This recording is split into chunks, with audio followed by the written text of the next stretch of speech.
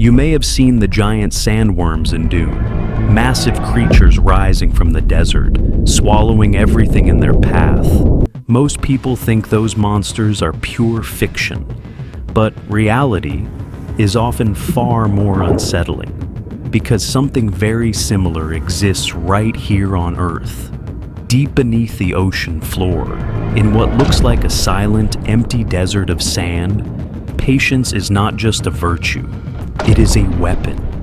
And hidden just below the surface, a predator waits, perfectly still, perfectly invisible, a creature that has survived for hundreds of millions of years, a creature with no recognizable face, and no true brain as we understand it. Yet it possesses a strike so fast, so violent, it can slice its prey in half before the victim even realizes the danger. This is the Bobbit Worm, a name that sounds almost elegant until you see what it can do. Growing up to 10 feet long, its body lies buried beneath the sand, with only a few inches exposed. Beneath the surface, it coils like a loaded spring. Above, its iridescent skin catches faint light, shimmering like a living rainbow. But this beauty is a disguise. This is not decoration. This is camouflage, perfected over millions of years. The reef above it is full of life. And for the worm, it's an endless buffet. Small fish drift too close. Curious crustaceans wander within range. Even agile hunters like octopuses are not safe. And then, it strikes, not with a chase, but with an explosion of speed. Its powerful jaws snap shut with such force that prey is often cut clean in half. One half escapes, if it's lucky. The other is dragged down into the sand, still moving, still alive. The meal can last for days. In one real aquarium case, fish began vanishing overnight. Even venomous lionfish, carefully kept, highly valued, disappeared without a trace. For weeks, no one could explain it, until finally, hidden deep inside the rockwork, they found the culprit. A massive bobbit worm, over 6 feet long, had been living there for years, growing silently, feeding in the dark. This is not just a worm. This is a submarine ambush predator, one of the most efficient hunters in the ocean's hidden world. And its story doesn't begin in modern reefs. It begins in the ancient seas, long before the age of dinosaurs, when life itself was still learning how to hunt. To truly understand the bobbit worm, we have to go back, far beyond reefs, beyond fish, beyond even the first predators. Back to a moment known as the Cambrian explosion, a time when life on Earth suddenly began to experiment, creating new body shapes, new survival strategies, and the very first complex ecosystems. It was here that some of the most successful designs in nature were born. Among them, the annelids, segmented worms, simple in appearance but incredibly powerful in design. While their distant cousins, the earthworms, would one day conquer the soil, another branch took a darker path. The polychaetes, the bristle worms, claimed the ocean, and they did not come unarmed. Fossils reveal that burrowing worms with sharp, grasping jaws existed over 400 million years ago. Even then, the blueprint was already in place. The lineage of the bobbit worm is ancient, but evolution didn't need to reinvent it, only refine it. Over millions of years, it perfected a simple but devastating formula, a hidden burrow, a body designed to feel the smallest vibration, and jaws that function like a biological trapdoor, faster than the eye can follow. No chase, no warning, just impact.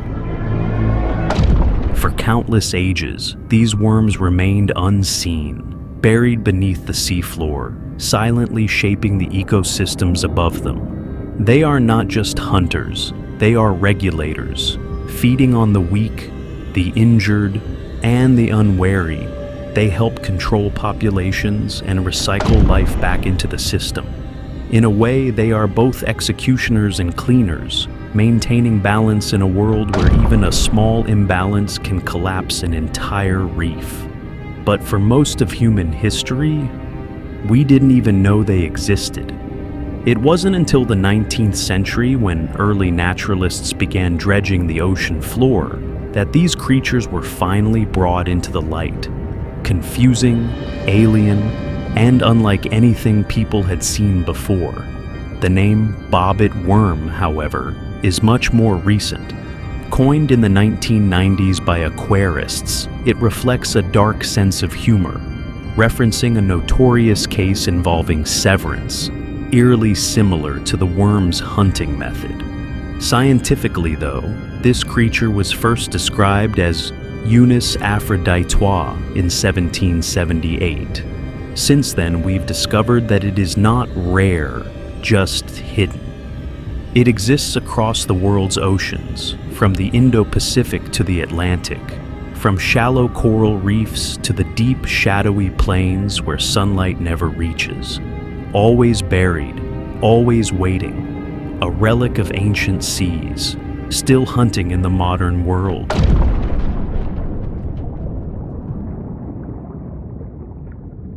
Let us now examine the weapon. The body of the bobbit worm is not just a form, it is a machine, something closer to a hydraulic cannon buried beneath the sand. At the surface, only a few delicate structures are visible. 5 thin antennae, called cirri, gently sway with the current. But these are not simple feelers. They are highly sensitive chemical detectors, constantly tasting the water for the faintest trace of life. A single molecule, a slight disturbance, a passing shadow. Nothing goes unnoticed. A fish swims above, a vibration travels through the sand, and deep below, the worm knows. Its nervous system may be simple, a long nerve cord running through its body. But it is fast, and it is precise. In less than a fraction of a second, it decides to strike. What happens next is almost impossible to see with the naked eye. The worm's body contracts with explosive force, like a compressed spring suddenly released. At the same time, it unleashes one of the most bizarre mechanisms in the animal kingdom. It turns its throat inside out. This process, known as eversion, launches its pharynx forward like a biological harpoon. And at the tip are the jaws.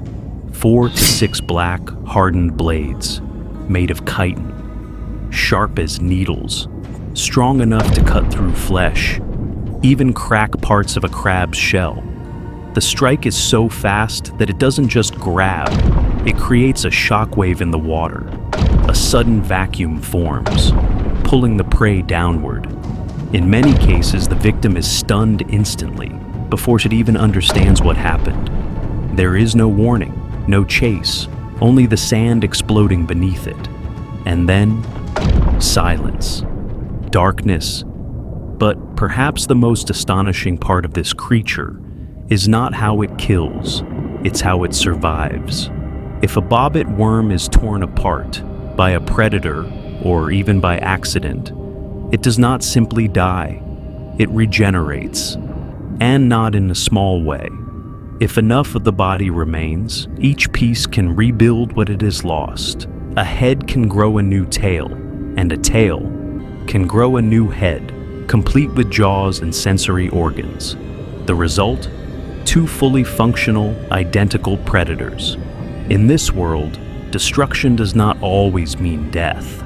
Sometimes, it means multiplication. A single act of violence becomes a new beginning. This brings us to the final, and perhaps most brutal chapter of its life: reproduction. For the bobbit worm, survival is everything. And even the act of creating life follows the same unforgiving rule of the ocean. There are no gentle moments, only strategies that work. While it can reproduce by splitting and regenerating, Its primary method is far more intense, rooted in instinct, timing, and raw contact. When the moment arrives, the worm's body begins to change. Certain segments swell, filling with eggs or sperm, transforming parts of its body into living vessels of the next generation. But there is no courtship, no signals, no graceful approach. The male searches, guided only by chemical cues in the water, until he finds the female's hidden burrow. And what follows is not a meeting, it's a confrontation. Two powerful bodies, both armed with razor-sharp jaws, collide in the darkness beneath the sand. They twist, they bite, they struggle. It is not about killing, but getting close enough to release their genetic material. In many related bristle worms, this process reaches an even stranger level, something known as epitoky. In this transformation, the rear segments of the worm, packed with eggs or sperm, break away from the body entirely. These living fragments swim upward into the open water. There, in the vast darkness, they release their contents, turning the ocean itself into a drifting cloud of new life. And below, the original worm survives, wounded perhaps, but alive, ready to regenerate, ready to hunt again. From that moment, a new generation begins. Microscopic larvae drift through the ocean currents, fragile, invisible, completely defenseless. Most will not survive, but a few will sink to the seabed. And there, the cycle begins again. A tiny body digs into the sand, a few delicate antennae rise into the water, and a new predator is born. We often look at the ocean and see calm waters, a world of peace and beauty. But beneath that surface lies something very different. A world where patience is a weapon, where silence hides violence, and where ancient hunters wait, unseen. The Bobbit Worm, a 10-foot-long living nerve cable, armed with blades. A predator that does not chase, does not warn, and does not forgive. Raising a question science has yet to answer. What else remains hidden in the depths, waiting to be discovered?